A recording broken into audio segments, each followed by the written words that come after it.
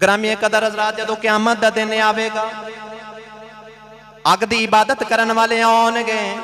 अल्लाह फरमाएगा जाओ अपने महबूब दे नाल दोज़ख के चले जाओ। जदों पत्थरां दी इबादत करन वाले आउणगे, अल्लाह फरमाएगा जाओ अपने महबूब दे नाल दोज़ख के चले जाओ। दरख्तां दी इबादत करन वाले आउणगे, अल्लाह फरमाएगा जाओ अपने महबूब दे नाल दोज़ख के चले जाओ।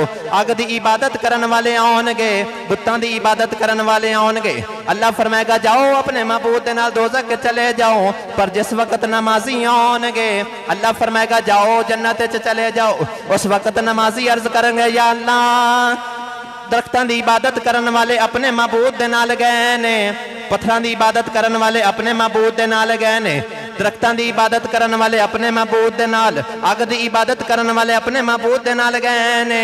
असी भी जन्नत विच अपने महबूब दे नाल ही जाना है। उस वक्त अल्लाह नमाजियां नूं अपना खास दीदार करवाएगा।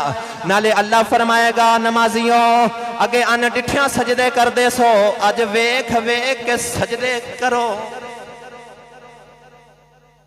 अगे अन डिठियां सजदे करदे सो, हुण वेख वेख के सजदे करो।